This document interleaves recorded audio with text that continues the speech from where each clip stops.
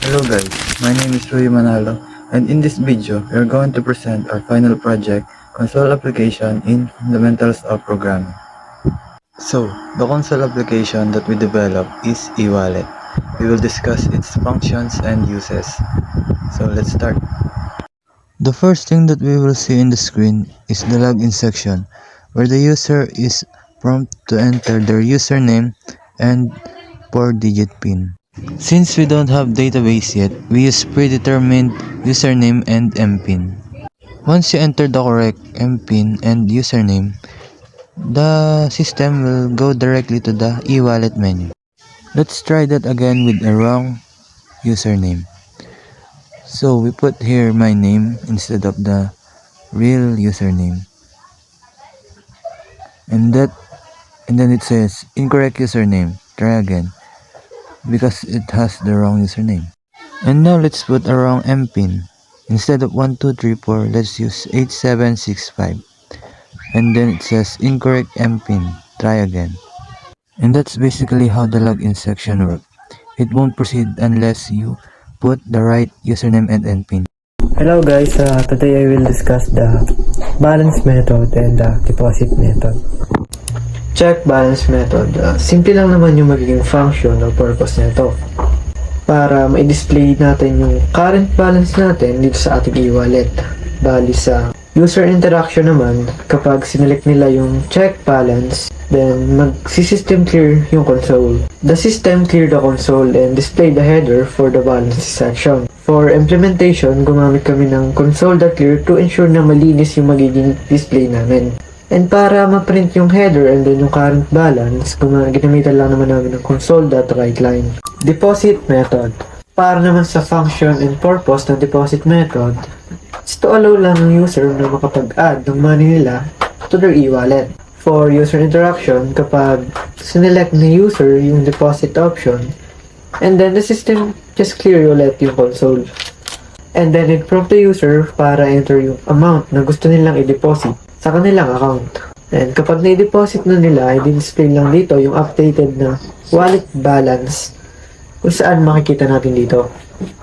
For implementation, naglagay ulit kami dito ng console.clear. Then, console.writeLine asking the user input their deposit amount. Then, gumawa kami ng if statement dito para ma-ensure na valid decimal value greater than 0 yung ilalagay ni user. And syempre, to add the deposited amount into the current balance and display nito as a new balance. Hello, I'm Joseph Balse. Today I will discuss the send and withdraw method through e-wallet. Using send method, it starts by clearing the console screen and displaying a title for the transparent section. Maglalagay ka lang ng mga console at line, then ask the user to enter the recipient's username and the amount they want to send.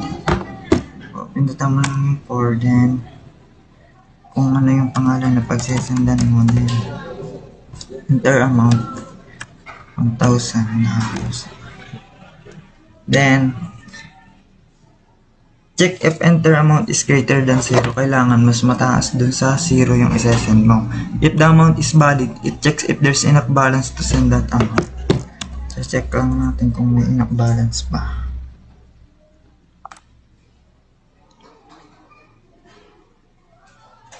I still 2,554 balance. Then if there's enough balance, it will tap that send amount from the balance. It displays a successful message. Otherwise, it shows an insufficient message.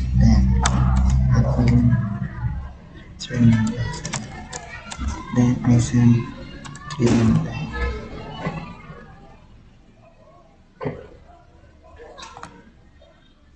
Then lalagay lang yung message na successful amount sent to Joseph. Using withdraw method, similar to send method, it clears the console and show a title for the withdrawal section. The display lang yung withdraw, then lalagay lang yung console.writeLine, then ask the user to enter amount they want to withdraw. Ask natin user kung magkano yung $500. Check if the enter amount is greater than 0. Kailangan mas mataas dun sa 0 natin. the amount is valid, it checks if there's enough balance to withdraw that amount. Then we will check the balance.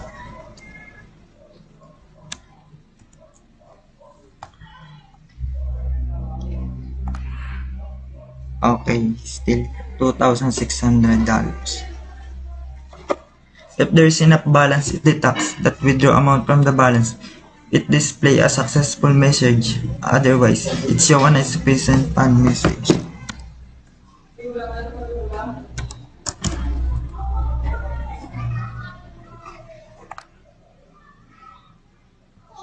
Then mag-display lang yung withdraw successful message.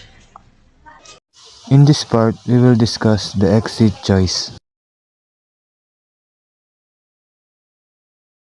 So when you select number 5, which is the exit, it's just basically we'll go back to the login section. And again, we'll ask the user to put the right username and MPIN. So that's it for our presentation. I hope you like it and gained something valuable from it. Thank you very much.